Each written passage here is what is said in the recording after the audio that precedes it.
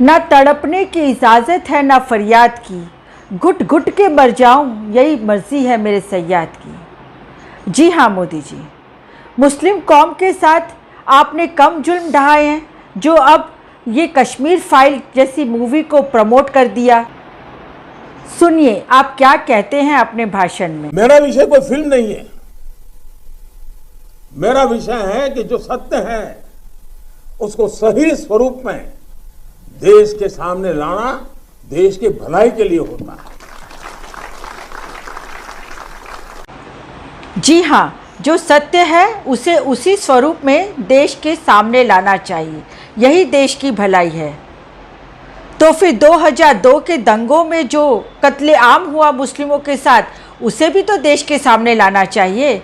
2002 के दंगों के लिए आपने जिस तरीके से क्रिया के ऊपर प्रतिक्रिया की थ्योरी दी, उसको भी तो देश के सामने लाना चाहिए। 2002 के दंगों में आपके आरएसएस के, बीजेपी के, बजरंग दल के, विश्व हिंदू परिषद के गुंडों ने जिस तरीके से मुस्लिम माँ बहन बेटियों की इज्जत लूटी, जिस तरीके से उनके गर्भ को चीर के एक बच्चे को हत्या कर डाली गर्भ के अंदर, वो भी तो सामने लाना चाहिए। जिस तरीके से एक पारसी परिवार की माँ ने अपने 8-10 बरस के बच्चे को आज तक वो ढूंढती है, और उसको भी तो सामने लाना चाहिए। अगर कश्मीर फाइल सामने लानी चाहिए थी और कश्मीर फाइल को आप प्रमोट करते हैं, तो क्यों मोदी जी, क्यों आपने परजारिया मूवी को रिलीज नहीं होने दिया? वो भी तो सत्य घटना पे आधारित थी, आपने क्यों उसको आज तक रिलीज नहीं होने दिया? उसमें भी तो एक माँ आज तक तड़प रही है अपने बच्चों के लिए, उस बच्चे को जिसने उसने अपने कोख से जन्म दिया, बड़ा किया, और उस बच्चे को उसने दंगे में खो दिया। ये भी सत्य बाहर आना चाहिए था। किस तरह के कांग्रेस के एमपी एहसान जाफरी साहब के गर्दन पे टायर लपेट के आपके गुंडों ने उन्हें आग के हवाले कर दिया। ये सत्य भी बाहर आना चाहिए कि किस तरीके से आपने लाशों के ढेर लगा दिए और कुएं में उनको डाल के सारी कुएं में आग लगा डाली। मोदी जी, सब सत्य बाहर आना चाहिए। और किस तरीके से आपको उस समय के प्रधानमंत्री स्वर्गीय श्री अटल बिहारी वाजपेयी ने आपको कहा था कि राजधर्म अपनाओ, राजधर्म जरूरी है। नहीं, पर आप राजधर्म करने नहीं आए हैं, आप सिर्फ हिंदू मुस्लिम करने आए हैं। जिस तरीके से हिंदू मुस्लिम करके आपने 2000 के दंगे भड़का के आपने सत्ता हासिल की, इसी तरीके से हिंदू मुस्लिम करके आप अमर पट्टा लिखवा देना चाहते हैं, भारत देश के इतिहास को बदल देना चाहते हैं। वाह रे वाह मोदी जी, आप भारत देश के प्रधानमंत्री हैं या फिर आरएसएस के फुल टाइम प्रचारक हैं? अभी भी चड्डी पहन के प्रचार करने निकल पड़ते हैं।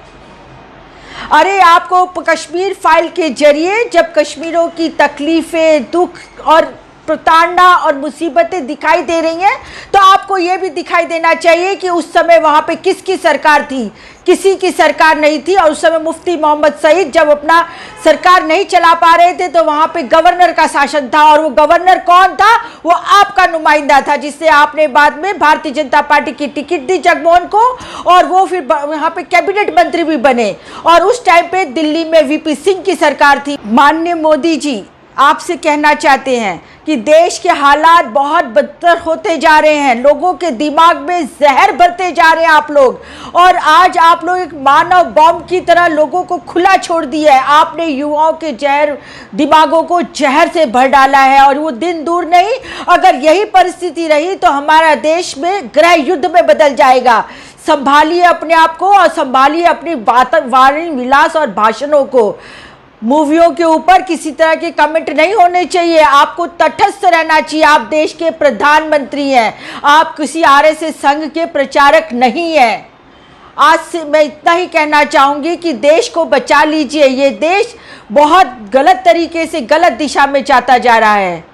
इस वीडियो के जरिए मैं सिर्फ एक ही संदेश देना चाहती हूँ मेरे तमाम देश के भाइयों बहनों से कि राजनीति करने वाले राजनीति करेंगे, ये उनका काम है, ये उनका पेशा है, पर उनकी वजह से हमें किसी तरीके से अपने मन और विचारों में बदलाव नहीं लाना चाहिए। हम भारत देश के वासी हैं, और हिंदू, मुस्लिम, सिख, ईसाई सभी हमारे देश के भाई हैं, और हमें सबके साथ मिलजुल के रहना है। यही हमारा संविधान कहता है, यही हमारा संविधान सिखाता है। बस आज के लिए इतना ही। मेरा नाम रत्ना वोरा। यदि आपको मेरा ये वीडियो अच्छा लगा हो तो आप इसे ज़रूर शेयर कीजिए, इसे सब्सक्राइब कीजिए और अपने मित्रों, दोस्तों, साथियों से भी सब्सक्राइब कराइए। नमस्कार। कश्मीर फाइल्स मैंने भी देखी है, उन पंडितों से मेरी भी हमदर्दी जुड़ी है। मैं खुद भी एक पंडित हूं। अगर एक मुसलमान किसी हिंदू के साथ गलत करता है तो क्या पूरी कौम पर सवाल उठाना सही है? क्या इस्लाम को टेररिस्ट से कंपेयर करना सही है? क्या इस्लामी फोबिया जैसी बातें करना सही है? अरे हम तो ऐसे देश में रहते हैं जहां पर हर धर्म हम कहते हैं बराबर है। क्यों बार बार हम ये भूल जाते हैं कि हम किसी एक धर्म पर ऐसे आरोप कैसे लगा सकते हैं? जिन कश्मीरी पंडितों के साथ ऐसा हुआ, क्या आप उनके बीच, आप में से कई लोग गए, कोई भी इंसान वहां गया है? क्या आप उन पंडितों से मिले हैं? मैं भी नहीं मिली हूं। जो फिल्म मैंने देखी मुझे भी बुरा लगा, लेकिन मेरी मानसिकता ऐसी नहीं है कि अगर वो फिल्म मैंने देखी है तो मैं सोशल मीडिया पर ये टैगलाइन चलाऊं कि इस्लाम एक टेररिज्म है, इस्लाम फोबिया है। ऐसी बातें शायद मेरे दिमाग में नहीं आती हैं और आप लोगों के दिमाग में भी नहीं आनी चाहिए। भाजपा के वो अंधभक्त, मैं खुले तौर पर कह रही हूं अंधभक्त, क्योंकि शायद उन्होंने भाजपा की अंधभक्ति का ऐसा पट्टा अपनी आंखों पे बांध रखा है जिन्हें सच्चाई शायद दिखती ही नहीं है। जिस वक्त पीके और बजरंगी भाईजान जैसी फिल्मों का विरोध किया जाता है, जो फिल्म हिंदू मुस्लिम को साथ दिखाता है, जो किसी एक धर्म को टारगेट नहीं करता, उस पर हिंदूवादी लोग विरोध करने लगते हैं। आमिर खान, सलमान खान, शाहरुख खान को बॉयकॉट करने की बातें करते हैं। क्या वो इस देश के नागरिक नहीं हैं? क्या वो इस देश के लोग नहीं हैं? जब हिंदू को टेररिज्म से कंपेयर किया जाता है, तब ये लोग विरोध करने लगते हैं। तब ये लोग ये कहने लगते हैं कि हमारे हिंदुत्व पर सवाल उठाया गया है, हमारा हिंदू धर्म सबसे बड़ा है। सबसे बड़ा है धर्म, केवल आपका धर्म सबसे बड़ा नहीं है, हर धर्म बड़ा है, हर वो लोग बड़े हैं जो इस देश के नागरिक हैं। अगर फिल्में बनानी है तो बनाइए ना गोधरा कांड पे, अगर फिल्में बनानी है तो बनाइए गुजरात पे। गुजरात दंगों पर क्यों नहीं फिल्में बनाई गई? आज जो लोग कश्मीर फाइल्स का इतना सपोर्ट कर रहे हैं, वो ये भूल गए क्या कि जब गुजरात दंगों पर प्रजानिया जैसी मूवी बनी थी तो लोगों ने उसको पूरी तरीके से बाइकॉट किया था। जो भाजपा के नेता अपने स्टेट्स में कश्मीर फाइल्स को टैक्स फ्री करने की बातें कर रहे हैं, प्रजानिया के वक्त कहां थे? उस वक्त तो वो टैक्स फ्री तो छोड़िए, उसको सिनेमा थिएटर में रिलीज तक नहीं करने दिया गया, क्योंकि शायद उसमें तमाम तथ्य सही थे, उसमें वो बातें सही थी। प्रधानमंत्री नरेंद्र मोदी ने कल अपने संसदीय बैठक में ये कहा कि कई लोग ऐसे हैं जिन्हें मिर्ची लग रही है, जो कश्मीर फाइल से सच्चाई सामने आ रही है। प्रधानमंत्री जी, किसी को मिर्ची नहीं लग रही है। जिस वक्त कश्मीर में पंडितों के साथ हमला हुआ, उस वक्त आपकी सरकार थी, सत्ता में आप थे, गोधरा कांड में आपकी सरकार थी। पुलवामा पर आपने जांच क्यों नहीं करवाई? पुलवामा पर आपने क्यों नहीं फिल्म बनाया? उसकी जांच अब तक क्यों नहीं हुई है? क्यों? क्योंकि सत्ता में आप बैठे हैं ना, और आप पर तो सवाल उठाना वैसे ही देश विरोधी हो जाता है। मैं आपको बताती हूं, मैंने उन लोगों के ट्वीट्स पढ़े हैं जो ये कह रहे हैं कि जो लोग कश्मीर फाइल्स के अगेंस्ट हैं, उन्हें ये देश छोड़ देना चाहिए, उन्हें आतंकवादी घोषित कर देना चाहिए। अरे मैं हूं कश्मीर फाइल्स के अगेंस्ट, मुझे डालो जेल में। सच के खिलाफ आवाज उठाना क्यों इस देश में गलत हो जाता है? कश्मीर फाइल्स को वो लोग सच मान रहे हैं जिन्होंने शायद कश्मीरी पंडितों के बारे में कभी कुछ ना सुना होगा, ना पढ़ा होगा, ना उनके बारे में जानने की कोशिश की होगी।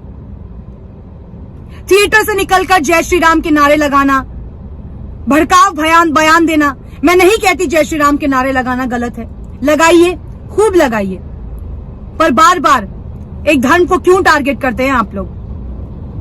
मेरा सवाल भाजपा से बहुत सीधा है। जो कश्मीर फाइल्स को आप सपोर्ट कर रहे हैं, अगर उस वक्त सत्ता में विपक्ष होती तो आप कश्मीर फाइल्स को रिलीज होने देते, साथ ही आप पूरी तरीके से इसका ठीकरा विपक्ष पर फोड़ देते। अगर आप कश्मीर फाइल्स को इतना ही सपोर्ट दे रहे हैं तो सपोर्ट करिए ना इस बात को कि आपकी सरकार सत्ता में थी, क्यों नहीं बचाया गया उन पंडितों को? क्यों पुलवामा अटैक की अब तक जांच नहीं हुई है? क्यों गोधरा कांड, क्यों गुजरात दंगों पर फिल्म नहीं बनती है? और क्यों पीके और बजरंगी भाईजान जैसी मूवीज का बॉयकॉट किया जाता है? आपने केवल वो वीडियोस देखी है जहां पर आपने देखा होगा कि लोग जय श्री राम के नारे लगा रहे हैं, रो रहे हैं? क्या आपने वो वीडियो देखा है जहां पर एक महिला ये कहती हुई नजर आ रही है कि मुस्लिमों के साथ भी वहां बुरा हुआ, उन मुस्लिम बच्चों का क्या आपने ये सोचा कि क्या पता उस मंजर में उस बच्चे के साथ, उस मुस्लिम बच्चे के साथ भी कुछ ना कुछ हुआ हो? अरे आप लोगों का दिल क्या केवल हिंदुओं के लिए रोता है? क्या मुस्लिम इंसान नहीं होता? और कौन से भगवान की आप बात करते हैं? और कौन से भगवत गीता में ये लिखा है कि मुस्लिमों को नीचा दिखाओ, मुस्लिम टेररिस्ट है, ऐसे नारे लगाओ? हमने तो नहीं पढ़ा ये शायद, या हमें ये शिक्षा ना दी गई हो। आप लोगों ने किसी हाई स्कूल में पढ़ा हो, या आरएसएस की नीति फॉलो करने वाले लोगों को तो ये बिल्कुल लगता है कि मुस्लिमों को इस देश से निकाल देना चाहिए। मुस्लिमों को देश निकाल देना चाहिए ना? क्यों फिर भाजपा के नेता चुनाव आते ही दरगाह चले जाते हैं? क्यों प्रधानमंत्री जीत के लिए अजमेर शरीफ तक मत्था टेकने जाते हैं? क्यों उस वक्त उन्हें केवल जीत की भूख होती है ना? कश्मीर फाइल्स अगर बनी है तो हम में से किसी को कोई दिक्कत नहीं है। हमें दिक्कत है तो बस उस चीज से जो लोग इस बात को बिल्कुल भ्रमित कर रहे हैं उन लोगों को कि इस्लाम एक टेररिस्ट है, इस्लामिक फोबिया जैसी बातें कर रहे हैं। मुझे नहीं पता ये वीडियो देखने के बाद आप लोग मुझे किस चीज से कंपेयर करेंगे, या आप लोग मुझे हिंदू विरोधी कहेंगे, मोदी विरोधी कहेंगे, तो मुझे शायद इन सब चीजों से कोई फर्क नहीं पड़ता है। अगर उन भाजपा के भक्तों से मेरा एक ही सवाल है जो आप कश्मीर फाइल्स को सपोर्ट कर रहे हैं, अगर उस वक्त कांग्रेस की सरकार होती तो आप कश्मीर फाइल्स को तो सपोर्ट करते ही, साथ में आप कांग्रेस को भी लपेटे में ले लेते और न जाने विपक्ष पर कितने गंदे आरोप लगाते। उस वक्त भाजपा में थी तो भाजपा पर सवाल उठाइए ना, पूछिए ना भाजपा के नेताओं से कि कहां सो रहे थे उस वक्त जिस वक्त पंडितों के साथ ऐसी हरकतें हो रही थी? कहां थे आपके वो नेता जो हिंदुत्व की बातें करते हैं, हिंदू राष्ट्र की बातें करते हैं? अरे शर्म आनी चाहिए जो बार बार हिंदू मुस्लिम जैसी बातें करते हो। अगर मैं इस फिल्म के कलाकार की बात करूं, जो कि मैं आपको पहले कुछ बात बता दूं, अनुपम खेर की बात कर रही हूं मैं, जो 2012 से पहले तो कुछ ऐसे ट्वीट्स करते थे जहां वो सेक्युलरिज्म और ना जाने हिंदू मुस्लिम सिख ईसाई सब बराबर है ऐसी बातें किया करते थे। 2012 के बाद जब उनकी माननीय पत्नी को जब मेंबर ऑफ पार्लियामेंट बना दिया गया तो ये तो एक तरफा बातें करने लगे। सत्ता के साथ शायद इनकी सोच भी बदल गई है। आज कश्मीर पंडितों के लिए इनके मन में इतना प्रेम उभर आया है, पर ये वही अनुपम खेर है जो 2012 से पहले कुछ ऐसे ट्वीट्स करते थे जिसमें साफ नजर आता था कि शायद अनुपम खेर को हर धर्म से प्यार है। आज अनुपम खेर को केवल हिंदू से इतना प्यार कैसे उमड़ आया?